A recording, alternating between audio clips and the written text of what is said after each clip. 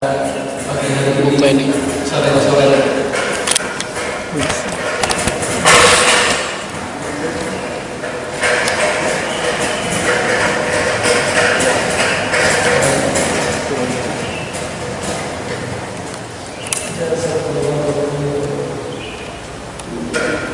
Baik.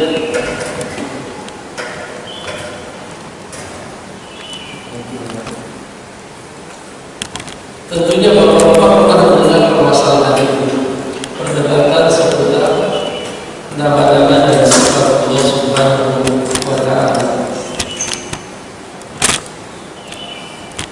Tadi saya menyinggung beberapa kelompok, ada yang namanya Jahmiyah. Jahmiyah ini tentunya dinisbatkan kepada tokohnya yang bernama Jahm bin Safwan. Jahm bin Safwan.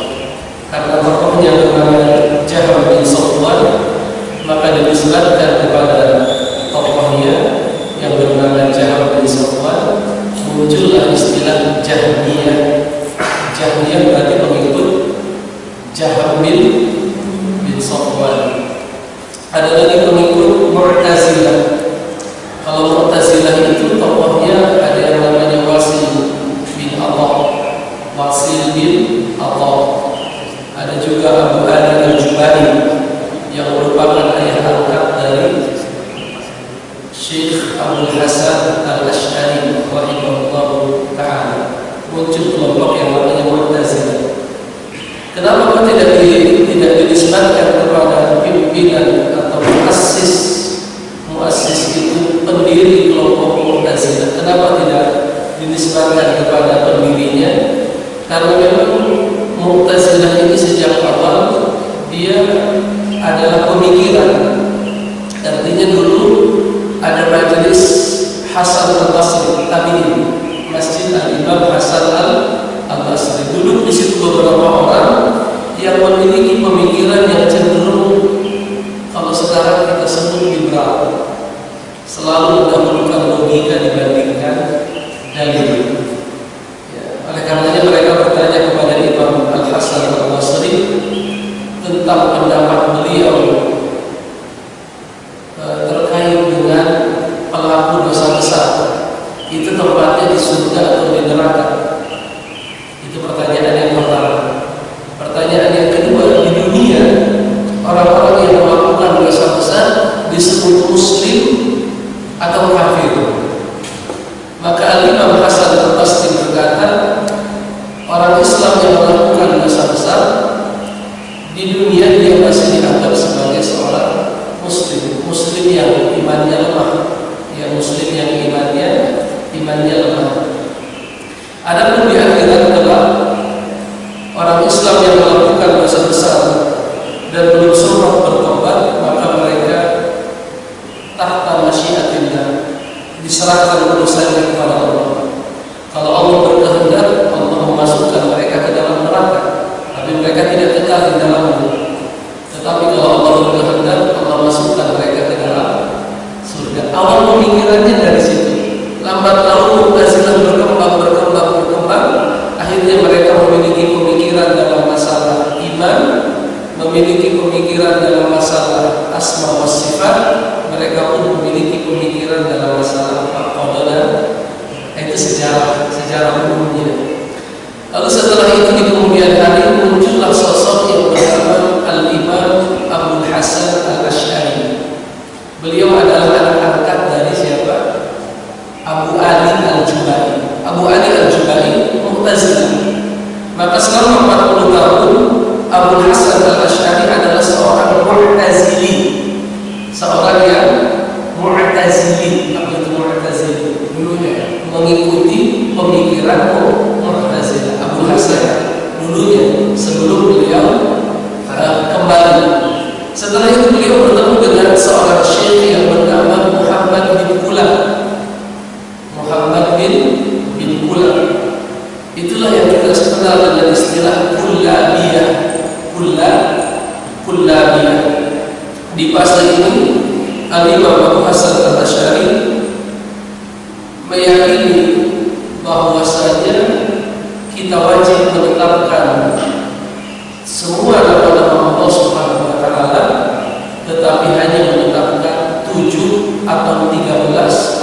20 dari sifat-sifat Allah Subhanahu wa taala. Para ulama berdebat apakah Abul Hasan Al-Asy'ari memasuki fase yang ketiga atau tidak. Sebagian mengklaim bahwa Abul Hasan Al-Asy'ari sebelum meninggal menulis kitab yang berjudul Al-Ibadah Al-Usulid Diyanah atau kitab Al-Maqalat Al-Islamiyah yang dengannya Imam Abul Hasan Al-Asy'ari rujuk kepada pemahamannya Imam Ahmad bin Hanbal. Nah, itu sejarah ringkasnya. Sudah ada? Lagi dicari. Saya pikir mudah-mudahan makanya saya tidak berdiri. Baik. Sebenarnya bapak-bapak para hadirin rahimahumullah, kalau kita katakan ada orang Islam yang menyimpang dalam masalah asma wa sifat Allah, itu bertingkat. Artinya tidak satu level.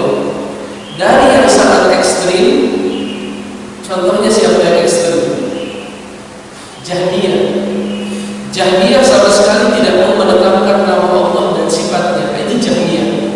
Total mereka menolak apa? Nama-nama dan sifat Allah Subhanahu wa taala. Oleh karena itu kebanyakan para ulama mengkafirkan Jahmiyah karena mereka menolak nama-nama dan sifat Allah Subhanahu wa taala. Walaupun ya kalau kita lihat dasarnya mungkin terlihat indah. Dasarnya mereka ingin mengatakan bahwa kita harus mensucikan Allah dari sifat-sifat makhluk. Kita harus mensucikan Allah dari sifat-sifat makhluk. Laisa kamitslihi syai'un wa huwas samiul basir.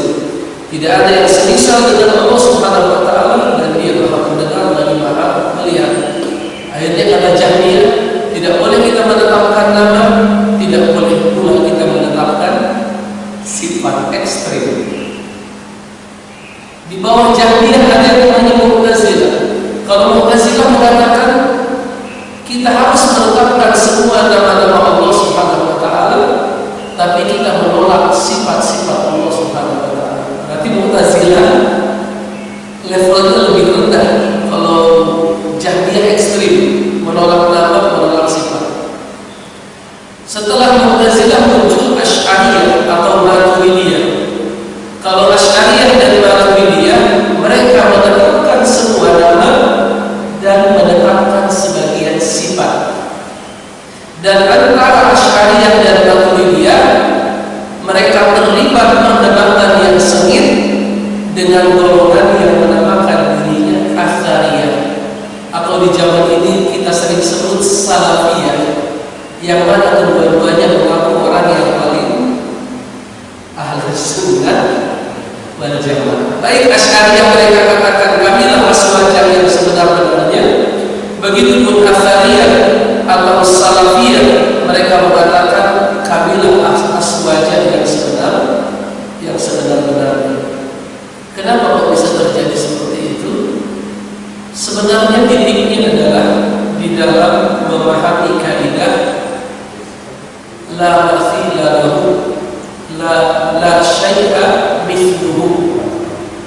La syai'a mithluhu. Apa artinya la syai'a mithluhu? La syai'a, tidak ada sesuatu pun, mithluhu, yang semisal dengannya. Itu titiknya di situ. Nah, sudah datang. Alhamdulillah. Kita coba tulis. Saya sudah lama tidak coret-coret.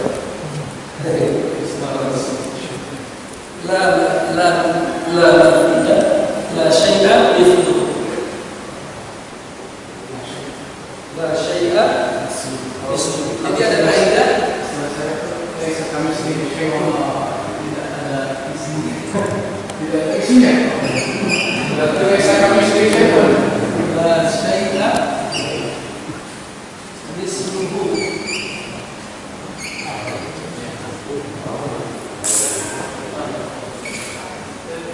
Habis ayat la syai'a mithluhu. Tidak ada sesuatu pun yang semisal dengan Allah Subhanahu wa taala.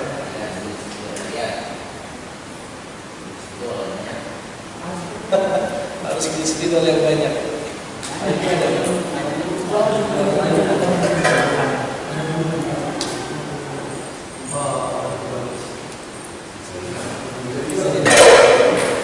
Jadi kaidah, ada kaidah yang bunyinya begini Pak. La ini syai'a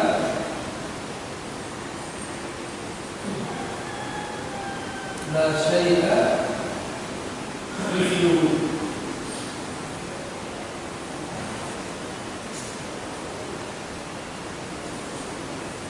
Tidak ada sesuatu pun yang semisal dengannya. Tentunya kaidah ini berangkat dari firman Allah Subhanahu wa taala apa? Laisa kamitslihi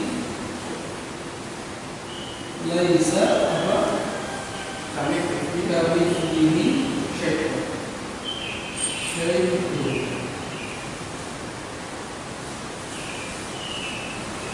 Terus ini bagian pertama. Bagian kedua, wa huwa as-sami' wa huwa as-sami'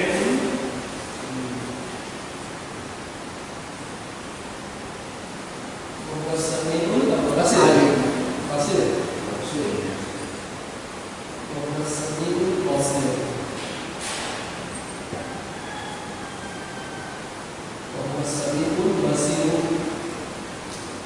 Apa ini? La syai'a misluhu, tidak ada yang semisal dengan Allah. Ya, tidak ada yang semisal dengan Allah. Di dalam memahami tidak ada yang semisal dengan Allah, secara umum kita tidak bicara yang sesat. Tadi yang sesat yang jauh menyimpang siapa tadi? Jahmiyah. Siapa Pak yang pertama? Jahmiyah.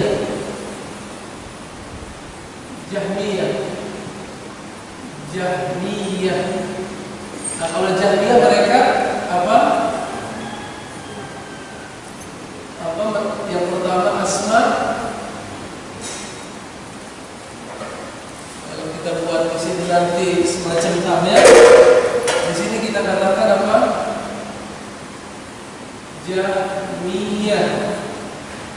Jahmiyah tadi pengikut siapa? Jaham bin Safwan. Ini nanti mereka adalah pengikut Jaham bin Safwan. Di sini kita katakan asma,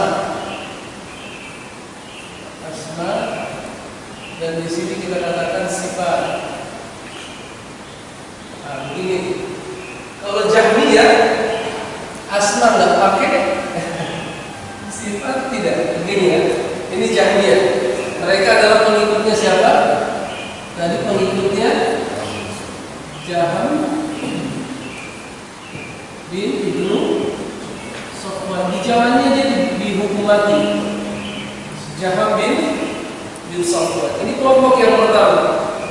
Kelompok yang kedua kita sebut dengan kelompok Mu'tazilah. Apa Pak? Mu'tazilah.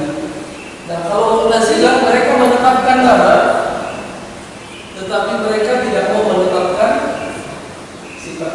Ini ringkasnya ya. Kalau kita baca dalam kitab akidah, begini kesimpulan akidah mereka. Kemudian kalau Mu'tazilah siapa tadi? Tokohnya Wasil bin Atha Ibnu Atha. Ini dia Wasil bin Atha. Kemudian ya sampai di sini ini ekstrim. Nah, ini ekstrimnya sudah mulai berkurang. Dan tentunya ini pernah berkuasa pada zaman siapa?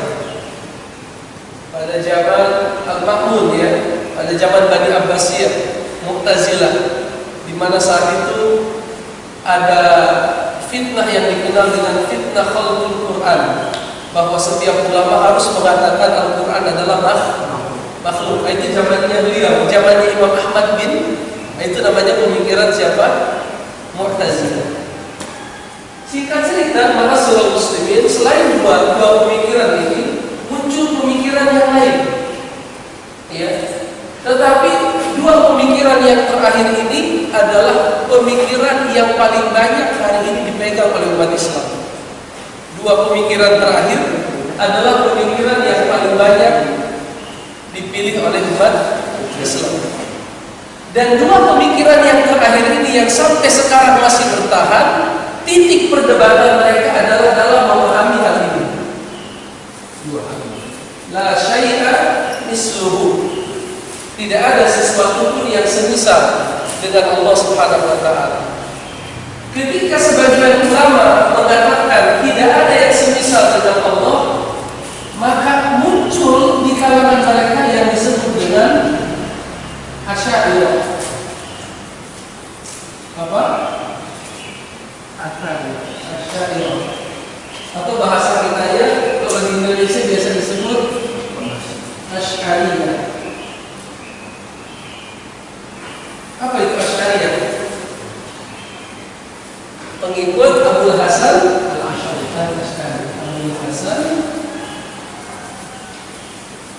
Abu Hasan apa? Al-Asy'ari. Dari namanya ini Al-Asy'ari seperti nama sahabat ya. Abu Musa Al-Asy'ari. Ya, nama sahabat adalah Abu Hasan Al-Asy'ari. Bagaimana Asy'ariyah berusaha memahami tidak ada yang semisal dengan Allah Subhanahu wa taala? Mereka mengatakan konsentrasi, karena tidak ada yang semisal dengan Allah, maka kami berpendapat, kata siapa? Asy'ariyah, semua sifat-sifat Allah Subhanahu wa taala yang seolah-olah sama dengan makhluk harus ditakwil. Jelas. Karena tidak ada yang semisal dengan Allah Subhanahu wa taala, artinya kita harus mensucikan dari Allah kesamaan dengan makhluk, maka Asy'ariyah memilih jalan yang namanya apa? Takwil. Asy'ariyah menetapkan nama. Asy'ariyah menetapkan nama, dan mereka menetapkan apa? Sebagian, tidak semua.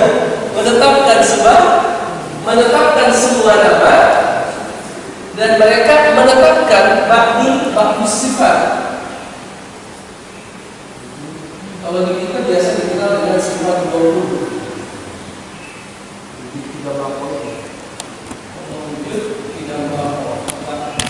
Mereka menetapkan sebagian sifat. Kenapa mereka hanya menetapkan sebagian sifat? Kembali ke kaidah ini. Karena tidak ada sesuatu pun yang semisal dengan Allah Subhanahu wa taala. Karena kaidahnya tidak ada yang semisal dengan Allah, maka mereka berkesimpulan kalau ada sifat Allah yang dipahami sama dengan makhluk, maka dia harus diapakan? Ditakwil. Diapakan? Ditakwil. Maka Asy'ariyah mereka mentakwil. Mereka menggunakan jalan apa? Takwil. Menurut apa itu takwil? Takwil apa takwil? Memalingkan lafaz dari makna yang asli kepada makna majazi. Saya mengatakan kepada Bapak, saya melihat singa di Ragunan, apa artinya? Saya melihat singa di Ragunan, hewan buas, raja hutan. Tapi kalau saya mengatakan saya melihat singa di atas mimbar, apa artinya? Seorang orator dulu, seorang orator yang hebat. Saya mengatakan misalnya,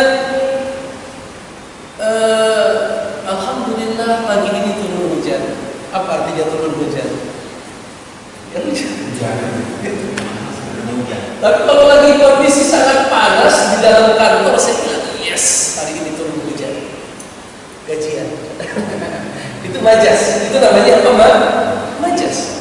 Nah, orang-orang Asy'ariyah, saudara kita Asy'ariyah, mereka mengikuti berdasarkan pemahaman mereka bahwa karena tidak ada sesuatu yang semisal dengan Allah Subhanahu wa taala, maka semua sifat yang mungkin sama dengan makhluk mereka takwil. Contohnya, mereka mentakwil apa? Misalnya yadullah.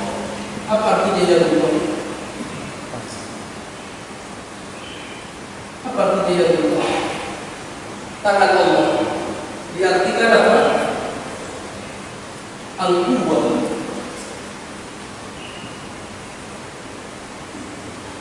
Al-Quwwah. Apa itu Al-Quwwah? Kekuatan. Ini versi siapa? Asy'ariyah. Asy'ariyah mengartikan tangan Allah, mereka katakan tangan bukan tangan. Karena kalau kita katakan Allah punya tangan, berarti kita sudah menyamakan Allah dengan makhluk. Maka akal kita mengharuskan mentakwil kata mereka. Maka tangan diubah menjadi kekuatan. Pertanyaannya, apakah tangan bisa diartikan kekuatan? Secara bahasa, saya mengatakan ini tangan kanan saya. Artinya apa? Ya, tangan. Kalau perlu saya katakan, Pak, kalau ada masalah jangan khawatir. Bapak hubungin aja si fulan. Dia tangan kanan saya. Apa artinya tangan kanan saya? Artinya wakil saya. Artinya saya punya kekuatan, punya power. Bilang saja ke dia urusan akan beres. Artinya tangan dalam majas itu diartikan apa? Kekuatan. Muncul pertanyaan, Ustaz, berarti mereka menolak ayat. Artinya mereka tidak menerima Allah punya tangan.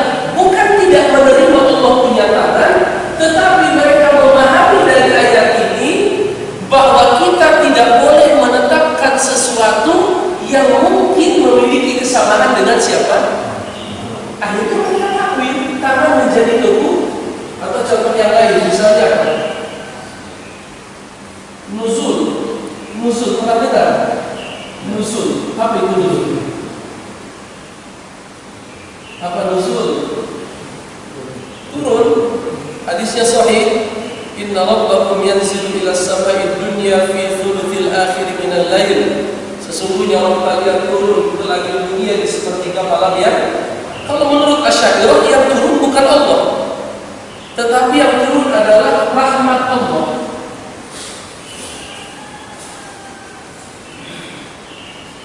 Rahmatullah. Jadi bukan Allah yang turun, tapi yang turun siapa? Rahmat siapa? Kenapa yang turun rahmat Allah? Kata mereka, kalau yang turun Allah berarti Allah itu memiliki satu perbuatan yang sama dengan makhluk. Padahal dia laisa kamitslihi syai'un, bukan bukan. Contoh yang lain, istiwa.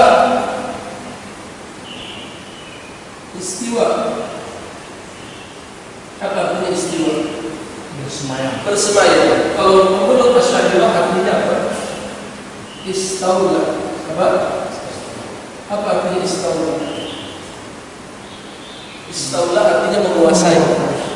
Ini menurut siapa? Pemahaman Asy'ariyah. Ini pemahaman yang pertama. Ya, ini pemahaman yang pertama. Ini kita nggak anggap ya. Ini kita tidak anggap, ini tidak anggap. Ini pembahasannya panjang, tapi kita konsentrasi ke sini. Kemudian muncul pemahaman yang lain, sebenarnya bukan muncul, sudah lama, yang namanya pemahaman Athariyah. Apa? Athariyah. Atau pada zaman sekarang mereka menyebut dirinya Salafiyah. Apa bedanya Asy'ariyah atau Asy'ariyah dengan Athariyah? Mereka memahami semua nama-nama dan sifat ala haqiqatiha.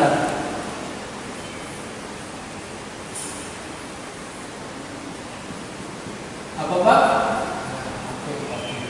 Ala haqiqatiha. Gimana ala haqiqatiha? Kalau kita tanya kepada orang-orang Athariyah, apa yang dimaksud dengan tangan Allah? Tangan ya tangan. Apakah seperti tangan makhluk seperti ini? Auzubillahi minasyaitonir rajim. Laisa kamitslihi syai'un. Laisa kamitslihi syai'un. Oh, bukan seperti tangan makhluk. Jangan Anda samakan Allah dengan makhluk. Kalau Anda mengatakan tangan Allah seperti tangan ini, maka Anda mujassimah. Anda adalah mujassimah.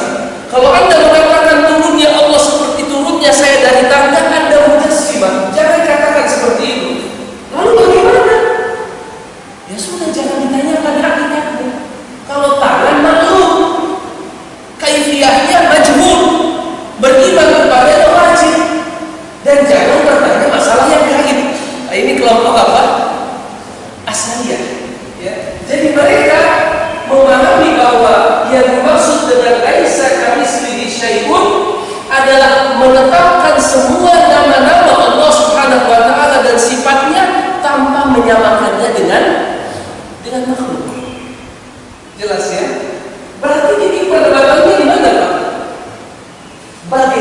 cara memahami laisa kamitslihi syai'. Kalau Asy'ariyah cara memahaminya bagaimana? Mereka katakan tidak ada yang semisal dengan Allah. Oh, berarti sebuah sifat Allah Subhanahu wa taala yang seolah-olah sama dengan makhluk harus diapakan? Ditakwil. Ini pemahaman siapa? Asy'ariyah. Ini yang lagi ramai sekarang. Asy'ariyah ini berarti Ustaz Idrus Ramli dengan Ustaz Abdus Somad. Asy'ariyah. Ya. Itu benar. Saya ingin menyampaikan realita agar Bapak paham mana kubunya, agar tahu. Ini kalau sekarang di medsos yang lagi ramai ini adalah diwakili oleh dua ustaz yang lagi ramai, Ustaz Idrus Ramli dengan Ustaz Abdus Somad. Adapun kelompok ini mereka mengatakan tangan dan tangan jangan ditakwil dengan kekuasaan. Oh, berarti Anda mengatakan tangan Allah itu tangan, Anda telah menyamakan Allah dengan makhluk. Yang menetapkan tangan Allah memiliki tangan bukan kami, tetapi siapa? Allah Subhanahu wa taala. Bagaimana tangannya? Tidak boleh ditanya bagaimana. Karena perkara-perkara akidah, perkara-perkara yang gaib tidak ditanya bagaimana. Yang ditanya bagaimana adalah sholat. Bagaimana caranya sholat? Takbiratul ihram, menghadap kiblat, ruku, sujud dan lain sebagainya. Ini titik perdebatannya. Mereka mengartikan istiwa ya istiwa.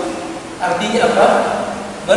Bersemayam. Dan tokoh dari kelompok ini biasanya dinisbatkan kepada siapa? Ahmad bin Hanbal. Siapa Pak? Ahmad bin Hanbal. Bin Hanbal. Siapa itu Ahmad bin Hanbal? Hanbal ya, Imam Ahlus Sunnah wal Jamaah. Ahmad bin Hanbal. Jadi sekarang Bapak bisa memahami titik perdebatannya? Bisa ya?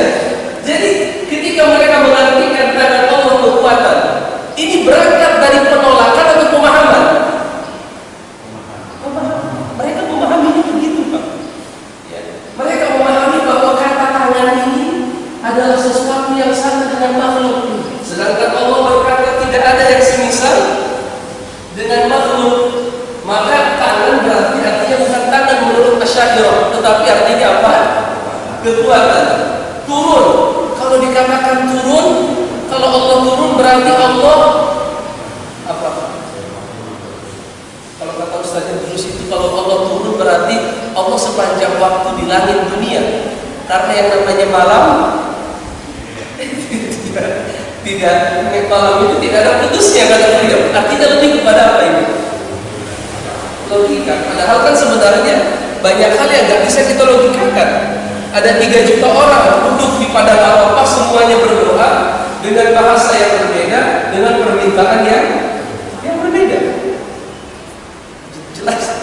Ada 3 juta orang di Arafah yang berdoa di waktu yang sama dengan bahasa yang berbeda, permintaan yang berbeda. Artinya apa? Bahwasanya tidak mungkin kita menyamakan Allah dengan makhluk. Artinya kita tidak bisa mensifati Allah dengan dengan mengatakan berarti kalau Allah turun ke langit dunia di sepertiga malam yang terakhir, berarti Allah di mana? Di langit dunia, atau di atas Allah ada langit kedua, langit ketiga. Allah itu Allah katakan dalam Al-Quran, wa ma qadarullaha haqqa qadrih. Mereka tidak memuliakan Allah dengan sebenar-benarnya. Was-samawati wal maqwiyatu biyamini. Padahal langit itu kelak berada di mana? Di genggaman Allah Subhanahu wa taala. Jelas? Ya. Terus sekarang pertanyaannya, mereka Salafiyah atau Asy'ariyah yang dua-duanya mengaku Ahlus Sunnah wal Jamaah, kalau mereka menetapkan lafaz dan makna sesuai dengan redaksinya, artinya mereka tidak mengubah. Lalu bagaimana mereka menjawab tuduhan Asy'ariyah, menjawab perkataan Asy'ariyah yang mengatakan bahwa kalau kita menetapkan sifat Allah Subhanahu wa taala, maka kita telah menyamakan dengan makhluk. Kata mereka tidak. Kenapa tidak? Karena ini bukan sampai di sini ayatnya, tetapi ayatnya bersambung sampai di sini. Perhatikan.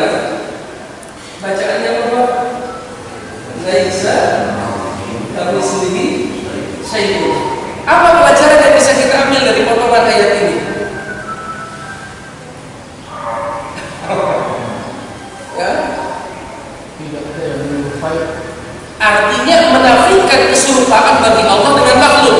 Betul? Menafikan keserupaan Allah dengan ini. Sekarang observasi. Apa bacaan ini? Bahwa Samiul Basir, apa artinya? Sami mendengar, basir melihat. Kontradiktif tidak? Kontradiktif tidak? Tidak ada yang semisal dengannya dan dia mendengar dan melihat. Kontradiktif tidak? Apakah saya mendengar? Saya. Apakah saya melihat? Siapa yang hafal surat Al-Insan? Bunyi surat Al-Insan di awal apa?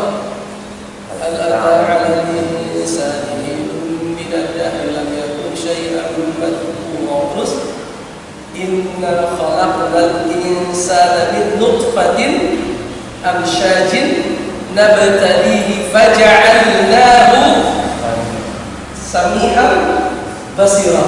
Kami jadikan manusia itu sami'an basira. Apa artinya sami'an? Mendengar, basira. Di dalam Al-Quran surat Al-Insan di awal ayat Allah mengatakan manusia itu sami'an basira. Dan di ayat ini Allah mengatakan dirinya sami'an basira. Ini connect tidak Pak? Ini dikatakan tidak ada yang sama dengan Allah. Tetapi di ayat selanjutnya malah dikatakan dia mendengar dan saya katakan mendengar sifat makhluk bukan? Sifat makhluk. Melihat sifat makhluk bukan? Sifat makhluk. Bagaimana Bapak mengkompromikannya? Di potongan ayat dikatakan tidak ada yang semisal dengan Allah. Tetapi di potongan yang kedua kita mendapatkan bahwa ada bagian yang semisal antara Allah dengan makhluk. Betul tidak kalimatnya begitu? Terus gimana? Maka kita katakan gampang. Pendengaran makhluk itu lemah, sedangkan pendengaran Allah sempurna. Penglihatan makhluk itu lemah, sedangkan penglihatan Allah sempurna.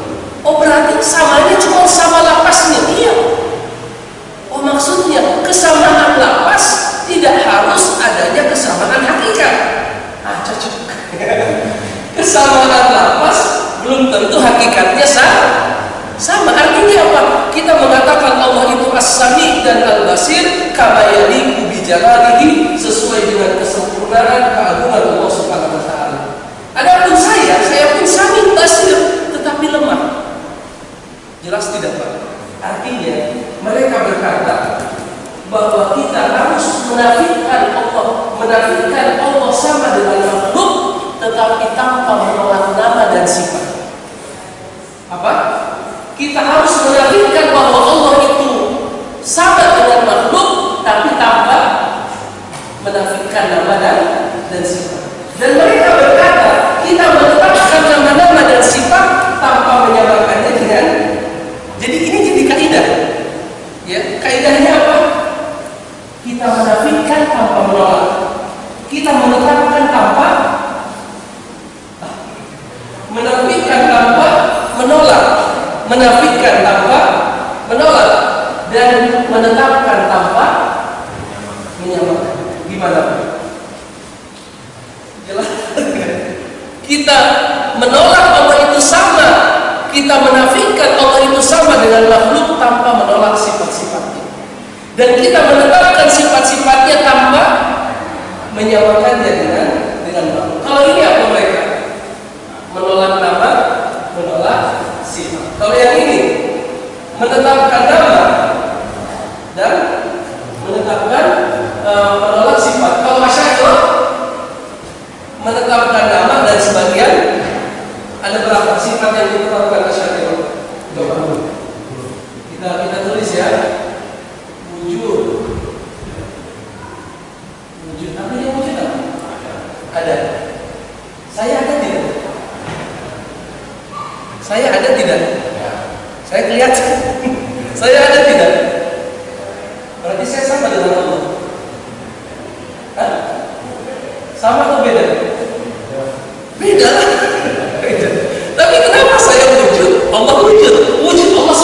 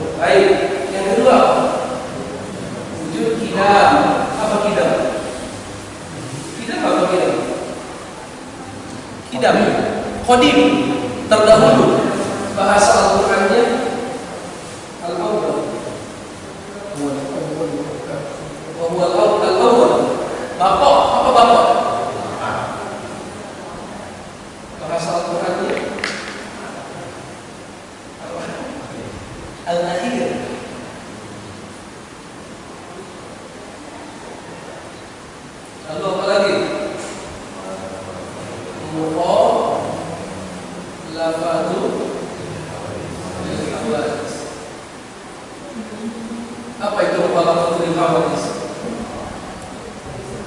Mukhalafah menyelisihi hadis makhluk. Berbeda yang lain. Dia berbeda dengan yang lain, dia berbeda dengan makhluknya. Maksudnya kan selain Allah itu makhluk, dia berbeda dengan makhluknya. Laisa kamitslihi syai'. Lalu qiyamuhu,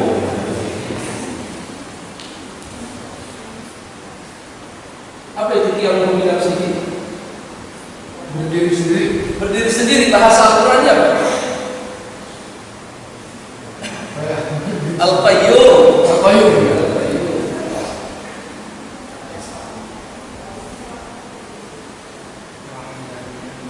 Wahdaniyah. Wahdaniyah al-ahad. Wahdaniyah itu esa atau asalnya dari al-ahad. Lalu apa lagi? Qudrah. Qudrah dari apa? Qudrah. Al-Qadir. Al-Qadir. Apa artinya Al-Qadir? Bedanya yang atas sama yang bawah apa? Bedanya yang atas sama yang bawah apa? Jenis Yang atas sifat, bawah nama. Dari nama muncul sifat, betul. Dari nama muncul sifat. Namanya Al-Qadir, sifatnya Qudrah. Namanya Al-Ahad, sifatnya Wahdaniyah. Namanya Al-Qayyum, sifatnya Qiyamu binafsihi. Lalu apa lagi? Iradah. nama orang Al-Qadir. Iradah. Apa iradah? Iradah apa iradah? Innama amruhu idza arada syai'an ayyaqula lahu. Apa iradah? Berkehendak. Uridu. Berkehendak uridu ya. Iradah, berkehendak. Lalu apa lagi? Idosa uridu. Ilmu berasal dari apa? Al-alim, harus ada ini. Al-alim. Apa artinya al-alim? Ilmu. Yang maha berilmu. Ilmu hayyun. Hayyun kan? Apa itu hayyun? Al-hayyu. Kalau bahasa Al-Qur'annya adalah al-hayyu. Apa al-hayyu? Yang maha hidup, yang senantiasa hidup. Lalu apa lagi? Allah wujud tidak mau mukhalafah lil hawadits qiyamuhu bi nafsihi wahdaniyah qudrah iradah ilmun hayyun sab'un wasarun. Sabun dari apa? As-sami'. Kalau basarun al-basir. Masih ada tidak? Hayyun sabun basarun kalamun. Kalam artinya Allah itu maha berbicara. Allah mengajak bicara Nabi Musa alaihi salam. Berarti kita lihat ada berapa ini? 1, 2, 3, 4, 5, 6, 7, 8, 9, 10, 11, 12, berapa? 13. Ada 13. Berarti bukan 20. Karena yang belakangnya pengulangan. Sami'an, basiron, mutakaliman. Itu diulang lagi. Ada pengulangan kata. Sebenarnya ada 13. Yang jadi permasalahan adalah al-awwal nama Allah bukan? Nama Allah. Bapak boleh menamakan anak Bapak Abdul Awwal, hamba dari zat yang maha pertama. Al-akhir nama Allah bukan? Al-akhir. Al-qayyum nama Allah bukan? Iya. Al-ahad nama Allah bukan? Iya. Saya boleh menamakan anak saya Abdul Ahad, hamba Allah yang maha esa. Al-Qadir nama Allah bukan? Abdul Qadir Jailani, Abdul Qadir. Al-Alim nama Allah bukan? Abdul Alim. Hai. Iya, saya boleh menamakan anak saya Abdul Hai. As-Sami. Abdul Sami, saya boleh menamakan anak saya Abdul Sami. Al-Basir. Pertanyaannya sekarang, nama Allah ada berapa? Di sini baru berapa? 1. Baru 3. Nah, ini titik kedua yang membedakan antara Asy'ariyah dengan Asariyah. Kalau mereka Asariyah menetapkan semua nama dan sifat tanpa terkecuali. Menetapkan nama dan sifat tanpa. Jadi kalau kita tanya, kalau ini yang mewakili di medsos saya lihat sekarang Ustadz Miranda ini. Ustadz Miranda Al-Dirja, lalu yang sebut dengan beliau siapa yang sering muncul di medsos, Dr. Ali Musri. Dokter salah ya, secara kelompok salah. Ini mereka begitu. Mereka mengatakan, ya kalau Anda meyakini nama Allah 99, kenapa Anda membatasi sifatnya cuma 13? Kata siapa? Kata orang-orang Asariyah. Ya, kata orang-orang Asariyah. Tapi kalau orang-orang Asy'ariyah, mereka membatasi sifat Allah hanya berapa? Hanya 13. Dan ini titik perdebatannya di sini sebenarnya. Walaupun Asy'ariyah bisa menjawab, mereka katakan kami hanya menetapkan 13 karena kami ingin mensucikan Allah dari menyerupai dengan dijawab sama salafiyah. Bukan begitu cara mensucikan Allah. Cara mensucikan Allah itu adalah antum tetapkan bahwa Samiul Basir, tetapi antum nafikan bahwa sifat itu sama dengan makhluk. Tapi kalau Asy'ariyah berkata bukan begitu. Ya, bukan begitu. Kata mereka kita tetapkan namanya, tetapi ingat dia tidak sama dengan makhluk. Berarti harus ditakwil. Berarti ini gara-gara hawa nafsu atau gara-gara pemahaman? Oleh karenanya dari dulu perdebatan ini tidak pernah selesai. Dan dari dulu para ulama tidak pernah mencela Asy'ariyah, tidak mencela. Tetapi mengatakan misalnya, Asy'ariyah bukan begitu pemahaman, terjadi perdebatan. Tetapi gara-gara saya misalnya Asariyah apa Asy'ariyah, kita berantem, kita saling mencela, itu tidak didapatkan di dalam kitab-kitab para ulama. Karena kenapa? Dasarnya ini adalah bukan penolakan terhadap ayat-ayat Al-Quran, tetapi bagaimana mereka memahami. Jelas ya? Oleh karenanya kalau lagi gitu dan ini kan ribet, Ustaz intinya aja. Ya kalau kayak gini gak ada intinya. Ya, tinggal kita terus belajar, terus menghadiri majelis ilmu supaya kita tahu mana yang lebih dekat dengan pemahaman Rasul dan para sahabat. Artinya begini Pak, kalau kita sudah sampai pada titik yang sangat rumit seperti ini, maka kita harus tanya, bagaimana Abu Bakar memahami Rasulullah? Bagaimana Umar memahami Rasulullah? Bagaimana Utsman memahami Rasulullah? Bagaimana Ali memahami Rasulullah? Bagaimana para sahabat, para imamnya Pak? Kalau di Indonesia kan populernya apa? Fikih Syafi'i, akidah Asy'ari. Begitu kan? Fikihnya Syafi'i, akidahnya memang Imam Syafi'i nggak punya akidah. Kenapa nggak dipakai fikih Syafi'i, akidah? Betul tidak? Logis tidak? Logis. Kalau dikatakan Ustaz, antum fikihnya apa dah? Anak Syafi'i, Allah Syafi'i. Saya juga Syafi'i. Kalau akidah antum apa Ustaz? Anak sih kalau akidah cenderung Asy'ari akidah. Masya Allah. Kenapa enggak antum akidah ambil juga akidah Syafi'i? Tentunya ini harus dijawab. Menurut Bapak kenapa harus diambil fikihnya saja, tapi akidahnya dinisbatkan kepada orang yang datang belakangan? Saya tanya, apakah akidah Asy'ari dengan Syafi'i sama? Tidak. Kalau tidak, apakah Syafi'i menyelisihi Asy'ari sesat? Akidah loh. Artinya kalau jawabannya tidak, bahaya.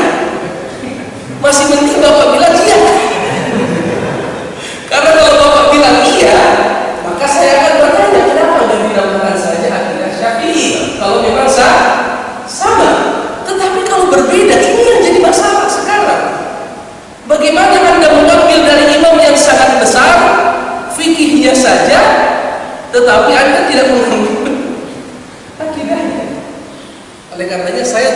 seorang yang secara umum dari lulus SMA tahun 2000 masuk 2007 awal saya lulus, itu saya sampai sekarang belajar fikihnya tidak pernah keluar dari mazhab Imam Syafi'i. Saya di rumah banyak sekali kitab-kitab Syafi'i. Tetapi yang ingin saya sampaikan, ternyata kita bukan hanya mengikuti Imam Syafi'i dalam fikih, tetapi harus kita mulai belajar memahami bagaimana Imam Syafi'i berakidah. Dan itu harus dipecahkan teka-teki itu. Kenapa sampai sekarang fikihnya Syafi'i, akidahnya Ustaz? Itu jawabannya mudah, Ustaz. Itu karena Asy'ari adalah mazhab mayoritas ulama. Imam Nawawi, Imam Ibnu Hajar. Imam Nawawi pensarah Sahih Muslim, Ibnu Hajar pensarah Sahih Bukhari, Imam Suyuti, dan para ulama yang lain, Ustaz, mereka Asy'ari. Itu iya, mereka betul Asy'ari. Kita memuliakan mereka dan menghormati mereka. Tapi itu bukan jawaban. Itu bukan jawaban itu adalah alasan kenapa fikihnya Syafi'i tapi akidahnya Asy'ari. Atau kalau itu belum bisa dijawab, pertanyaan yang kedua, apakah akidah Syafi'i berbeda dengan akidah mana yang lebih dulu? Asy'ari dulu atau Syafi'i dulu? Syafi'i dulu. Syafi'i lebih dulu daripada Imam Asy'ari. Sampai di sini bingung atau bingung? Cuma saya ingin mengatakan ke Bapak, jangan kita terlalu menjadikan yang begini menjadi sebab saya nggak nyapa Bapak nggak menyapa saya, Bapak menuduh saya. Biasanya kelompok ini menuduh ke sini Wahabiyah, kelompok ini menuduh ini apa? Wahabiyah. Dan kelompok yang dituduh Wahabiyah lempar lagi, ya? Daripada Anda misalnya apa? Mereka katakan atau dikatakan bahwa Anda ini adalah mengikut ahlul kalam, ra'yun. Imam Syafi'i berkata, siapa yang mengikuti ra'yun atau ilmu kalam, hukumannya menurutku diarak keliling kampung sambil dipukul pakai apa? Pelepah kurma. Dan inilah hukuman bagi orang yang meninggalkan Quran dan Sunnah malah sibuk dengan ilmu filsafat atau ilmu Ini mereka sering berantem. Padahal kalau kita lihat titiknya adalah perdebatan mereka di dalam memahami. Sampai sini menurut Bapak, perdebatan ini normal atau kita katakan mereka sesat? Kalau menurut saya sebagai penuntut ilmu mengatakan ini normal. Kenapa? Para ulama membaca Quran, mereka membaca hadis. Yang satu memahaminya begini, yang lain memahaminya begitu.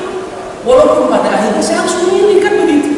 Pada akhirnya saya harus memilih. Saya menghormati saudara saya yang Asy'ariyah, tetapi di waktu yang sama saya harus mengatakan kebenaran itu lebih utama untuk dijunjung.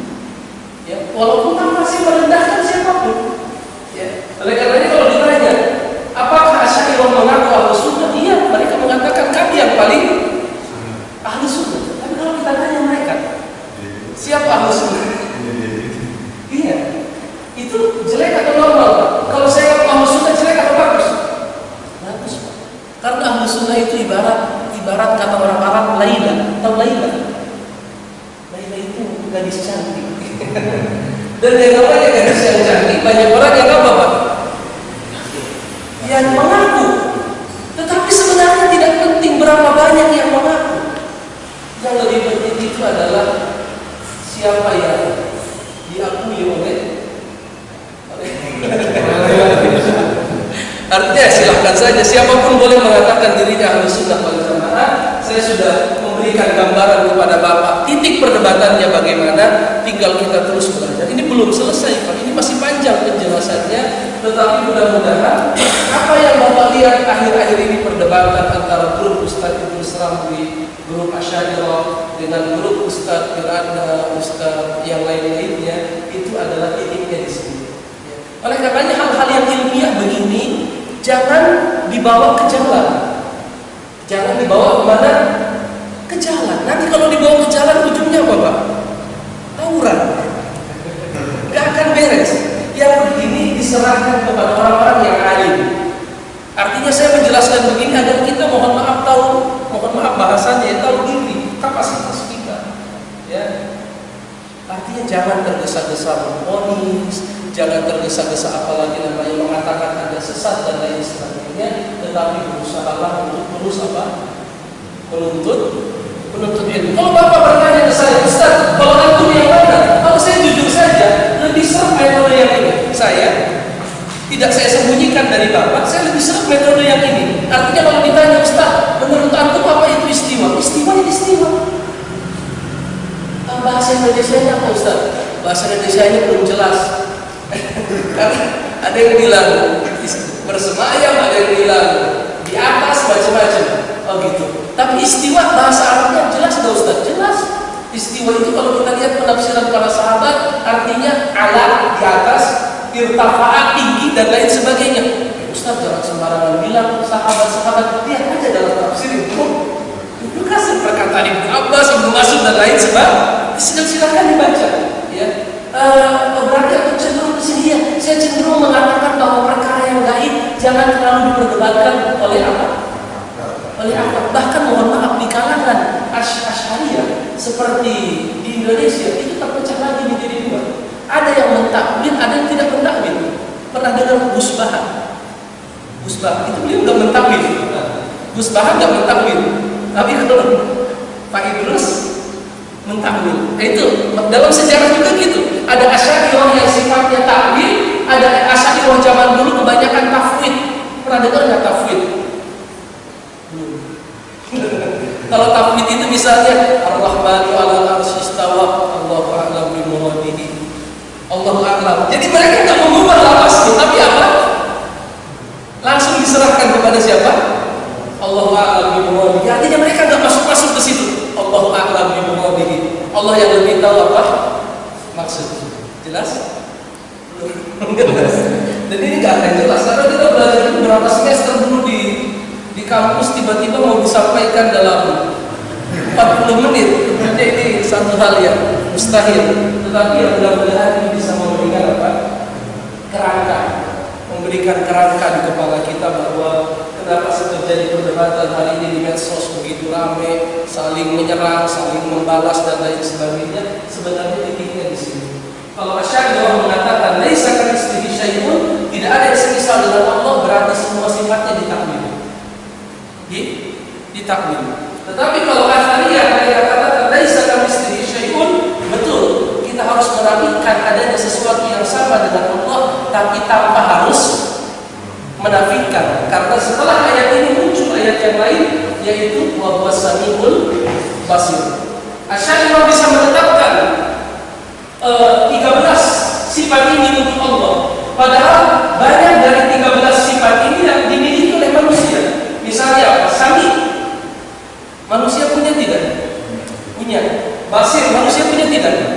Kalam, manusia punya tidak?